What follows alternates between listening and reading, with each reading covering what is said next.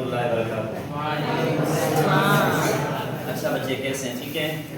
ہم نے پہلا لیکچر پڑھا تھا سورۃ مریم کے تعارف میں، ٹھیک ہے۔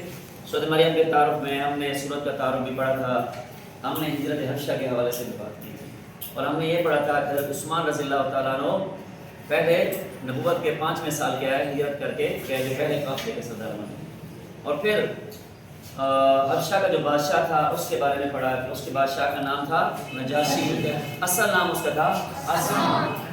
نبی صلی اللہ علیہ وسلم کو اس نے ایک تحفہ دیا تھا، اس کے اندر کچھ لونڈیاں کنیزیں بھی دی تھی، اس میں ایک کنیز کا نام تھا حضرت ماریہ قبطیہ۔ کیا نام تھا؟ حضرت ماریہ قبطیہ سے پھر اللہ نے اولاد دی نبی صلی اللہ علیہ وسلم کو، جن کا نام تھا حضرت ابراہیم۔ کیا نام تھا؟ ابراہیم۔ وہ بعد میں خیر اللہ کو پیارے ہو گئے وہی۔ آج ہمارا ٹاپک ہے سورۃ مریم میں سب سے پہلے ہم کریں گے مضامین۔ کیا ہے بیٹا؟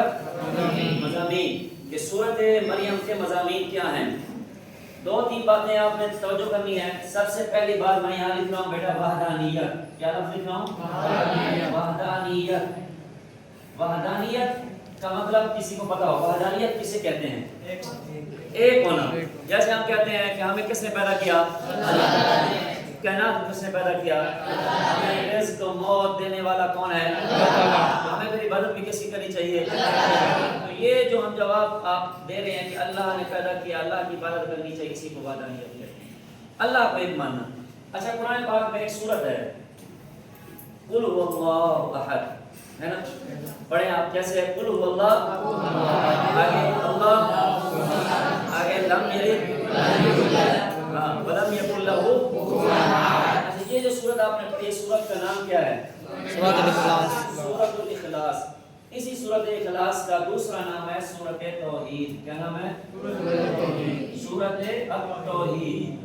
کہ اس کے اندر اللہ رب العزت کی توحید بیان کی گئی کہ اللہ ایک ہے، اس کا کوئی اولاد نہیں ہے، اس کی نہ کوئی بیٹا ہے نہ بیٹی ہے، نہ وہ کسی کی اولاد ہے، وہ اللہ کسی سے نہیں جنا، اللہ کا کوئی ہمسر نہیں ہے، وہ بے نیاز ہے۔ تو قرآن پاک میں سورۃ الاخلاص کو سورۃ توحید کہتے ہیں۔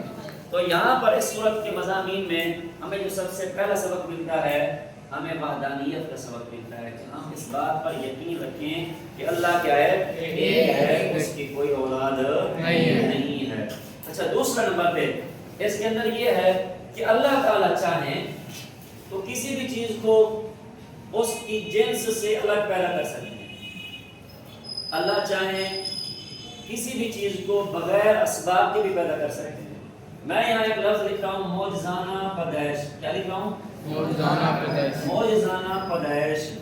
اب یہ جو معجزانہ پیدائش ہے، یہ آپ یہ دیکھیں کہ حضرت آدم علیہ السلام بغیر ماں باپ کے پیدا ہوئے، حضرت حوا علیہ السلام بغیر ماں کے پیدا ہو گئی۔ اچھا اسی طرح آپ نے یہ سنا ہوگا، پڑھا ہوگا کہ موسیٰ علیہ السلام فرعون کے دربار میں گئے، فرعون نے جادوگروں کو بلایا، جادوگر آ گئے، جادوگروں نے رسیاں پھینکی، رسیاں کیا بن گئی تھیں؟ سانپ۔ تو موسیٰ علیہ السلام کے ہاتھ میں کیا تھی؟ لاٹھی۔ اللہ نے فرمایا کہ عصا پھینکو، آپ نے عصا پھینکا، عصا کیا بن گیا تھا؟ اژدہا، بہت بڑا سانپ بن گیا، عصا سے سانپ بن گیا۔ پھر فرمایا کہ اب اس سانپ کو پکڑو، اس سانپ کو پکڑا، وہ دوبارہ لاٹھی بن گئی۔ اب ایک جنس سے دوسری جنس کیا ہو گئی؟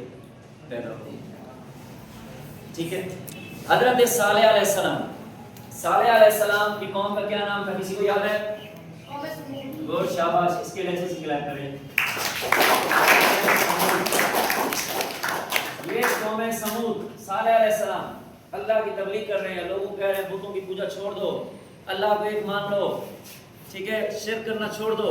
قوم نہیں مان رہی، آخر قوم کے مطالبات آ گئے، ان میں سے ایک بڑا مطالبہ آ گیا کہ یہ جو پہاڑ ہے، پہاڑ سے ایک اونچی پیدا ہو جائے۔ تو اللہ تعالیٰ نے قوم سمود کے مطالبے پر اللہ کے رسول حضرت صالح علیہ السلام کی دعا کی بدولت اس پہاڑ سے ایک اونچنی پیدا کی جس نے آخری بچہ جنا۔ اب بچہ جننے میں پروسیس ہے، ایک ٹائم ہوتا ہے نا، اسی طرح جنس اور ہے وہ پہاڑ ہے، وہاں سے اور جنس پیدا ہو رہی ہے، آتے اس نے بچہ پیدا کر دیا۔ تو معجزانہ پیدائش پر ایمان رکھنا میرے آپ کے لیے کیا ہے؟ ضروری ہے۔ اللہ تعالیٰ چاہیں بغیر اسباب کے پیدا کر دیں، اللہ چاہیں بغیر باپ کے کسی کو پیدا کر دیں، اللہ چاہیں بغیر ماں کے پیدا کر دیں، اللہ چاہیں دونوں کے بغیر بھی پیدا کر دیں، ٹھیک ہے۔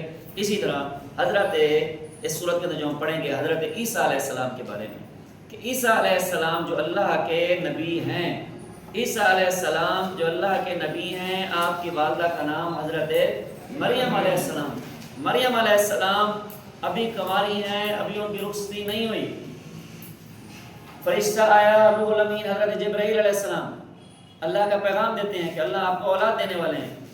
میری اولاد کیسے ہوگی؟ اسباب کے درجے میں سوچا آپ نے، میری تو شادی نہیں ہوئی، فرمایا اللہ کیا ہے؟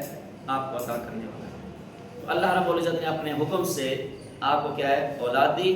اس کا بیٹے کا نام کیا تھا؟ حضرت عیسیٰ علیہ السلام۔ تو وہ حضرت عیسیٰ علیہ السلام جو پیدا ہوئے بیٹا، ان کے بارے میں ہمارا آپ کا یہ عقیدہ ہونا چاہیے کہ اللہ کی طرف سے یہ بھی معجزانہ پیدائش ہے۔ اللہ کی طرف سے کیا ہے؟ معجزانہ پیدائش ہے کہ وہ بغیر باپ کے اللہ کے حکم سے کیا ہوا ہے؟ پیدا ہوا ہے۔ اور پھر حضرت مریم علیہ السلام جب بچے کو لے کے آئی، محلے والوں نے باتیں کی، لوگوں نے باتیں کی، یہ کہاں سے بچہ پیدا ہو گیا، ٹھیک ہے۔ تو پھر کیا اللہ کے حکم سے آپ نے اشارہ کیا اپنے بچے کی طرف۔ تو ہم اس کے اندر پڑھیں گے حضرت عیسیٰ علیہ السلام نے اس وقت کیا کہا۔ آپ نے فرمایا قال انی عبد اللہ، میں اللہ کا بندہ ہوں، آتانی الکتاب، مجھے اللہ نے کتاب عطا فرمائی ہے، وجعلنی مبارکا اینما کنت اوصانی بالصلاۃ والزکاۃ ما دمت حیا، فرمایا کہ اللہ نے مجھے بابرکت بنایا، جہاں کہیں بھی میں جاؤں گا مجھے اللہ نے حکم فرمایا کہ میں نماز ادا کروں، میں زکوٰۃ ادا کروں، ٹھیک ہے، جب تک میں زندہ رہوں، ٹھیک ہے نا۔ وبرا بوالدتی ولم یکن جبارا شقیٰ، مجھے حکم فرمایا کہ میں اپنے والدین کے ساتھ نیک سلوک کروں۔ تو حضرت عیسیٰ علیہ السلام نے کلام کہاں پر کیا؟ ماں کی گود میں۔ تو ماں کی گود میں بولنے کی صلاحیت کس نے عطا کی؟ اگر اللہ کسی کو بچپن کی حالت میں بولنے کی صلاحیت دے تو اللہ اس پر قادر ہے، میرا آپ کو یقین۔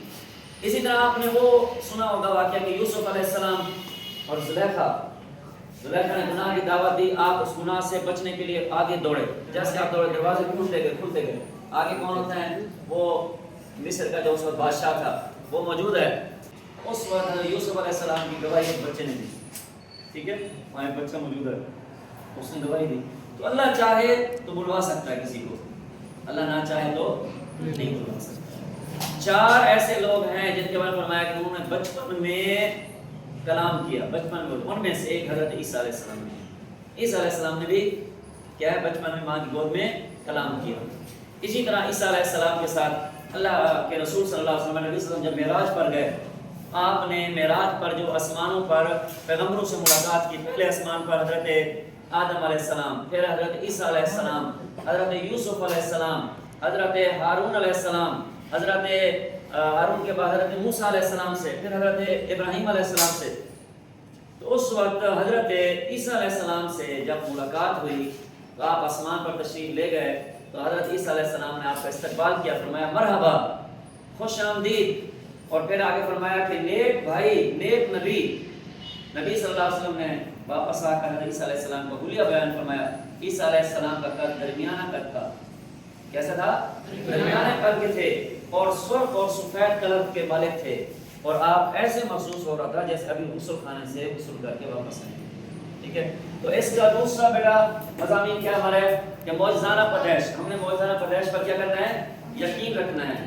اور تیسرے نمبر پہ اس کے اندر یہ ہے، آخری نمبر پر، کہ قیامت کے احوال اس صورت میں بیان ہوئے۔ کس کے احوال ہوئے؟ قیامت کے احوال، کہ قیامت کا دن جو ہے وہ کس طرح ہولناک ہوگا، اور قیامت کے دن اللہ تعالیٰ نیک بندوں کو، اللہ کے جو نیک بندے ہوں گے ان کو اللہ تعالیٰ مہمان بنا کر لائے گا۔ کون سے دن؟ قیامت کے دن اللہ کے جو نیک بندے ہوں گے وہ کیا ہوں گے؟ اللہ کے مہمان ہوں گے۔ اور مہمان کے ساتھ کیسے؟ مہمان کے ساتھ اچھا رویہ اختیار کیا جاتا ہے۔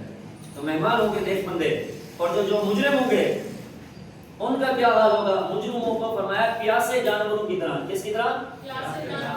کہ پیاسے جانور ہوں، ان کا جو مالک ان کو لے کر جا رہا ہو کہ فلاں جگہ پر کیا ہے ایک ندی ہے، فلاں جگہ پر دریا ہے، ان جانوروں کو وہاں سے جا کر کیا ہے پانی پلانا ہے، تو وہ پیاسے جانوروں کو جیسے ہانک کر لے جاتا ہے، اسی طرح ان مجرموں کو بھی ایسے ہانکا جائے گا، وہ نہیں جا رہے ہوں گے آگے، ان کو ایسے ہانکا جائے گا۔ تو اس صورت کے اندر پچھلے نبیوں کا بھی تذکرہ ہے، جیسے حضرت زکریا علیہ السلام، یحییٰ علیہ السلام، اسماعیل علیہ السلام، ابراہیم علیہ السلام اور حضرت ادریس علیہ السلام، ان تمام پیغمبروں کا ذکر ہے کہ ان پیغمبروں نے بھی دنیا میں آ کر اللہ کے پیغام کی لوگوں کو دعوت دی، اللہ کے ایک ہونے کا حکم فرمایا، لوگوں کو بتوں سے بچنے کی ترغیب کی، تبلیغ کی، اللہ کا پیغام پہنچایا۔ تو نبی صلی اللہ علیہ وسلم نے بھی اسی طرح پیغام لوگوں کو پہنچا رہے ہیں جس طرح باقی نبیوں نے آ کر اللہ کا پیغام پہنچایا۔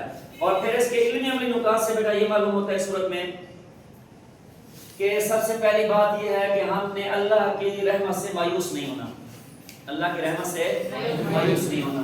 دوسرے نمبر پہ کہ تمام انبیاء نے اپنی قوموں کو ایک اللہ کی عبادت کرنے کا حکم دیا، دعوت دی، اور پھر ہمیں اپنی تمام ضروریات جو ہیں وہ اللہ تعالیٰ سے مانگنی ہیں، ہمیں وعدہ پورا کرنا چاہیے۔ کیوں؟ کیونکہ وعدہ پورا کرنا نبیوں کی صفت ہے۔ کس کی صفت ہے؟ نبیوں کی صفت ہے۔ اور پھر سب سے بڑی بات آپ سے اگر پوچھیں قرآن کون سی زبان میں نازل ہوا؟ عربی زبان میں قرآن نازل ہوا۔ تو جب عربی زبان میں قرآن نازل ہوا تو نبی کی زبان بھی عربی ہے، قرآن بھی کیا ہے؟ عربی زبان میں نازل ہوا۔ تو عربی زبان سے ہمیں کیا ہے سیکھنا چاہیے، عربی زبان کو سیکھ کر، تاکہ ہم قرآن میں غور و فکر کرنا میرے آپ کے لیے آسان ہو جائے۔